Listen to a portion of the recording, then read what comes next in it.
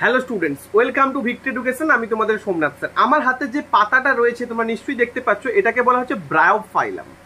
অর্থাৎ যেটাকে ইংলিশে ব্রায়োফাইলাম বলা হয়, ঠিক সেটারই কিন্তু নাম হচ্ছে পাথরকুচি পাতা, যেটাকে আমরা বাংলায় বলি। তোমরা যদি একটু ভালো করে দেখো, এই যে খাঁজগুলো না, এই খাঁজগুলোতে প্রত্যেকটা খাঁজে কিন্তু একটা করে নতুন উদ্ভিদ জন্মায়, যেটাকে আমরা দেখো একটু হালকা করে দেখলে দেখতে পাবে এই জায়গাটা কিন্তু হালকা করে একটা মূল উঠেছে। তো এই খাঁজগুলোতে প্রত্যেকটা কিন্তু উদ্ভিদ জন্মায়।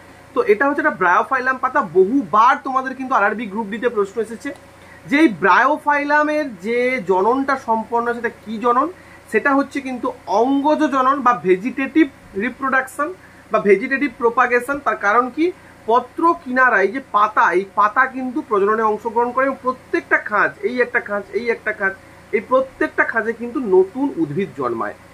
আর উদ্ভিদও কিন্তু যৌন জননে অংশগ্রহণ করে, যেটা হচ্ছে বীজ। উদ্ভিদের যে ফুল, ফুল থেকে যে বীজ হয় সেটা কিন্তু যৌন জননের মাধ্যমে হয়। বাদবাকি পাতা, কাণ্ড, মূল, এই সমস্ত জায়গা থেকে যে জননগুলো সম্পন্ন হয়, দ্যাট ইজ সেটা কিন্তু ভেজিটেটিভ প্রোপাগেশন বা আমরা বলবো উদ্ভিজ জনন।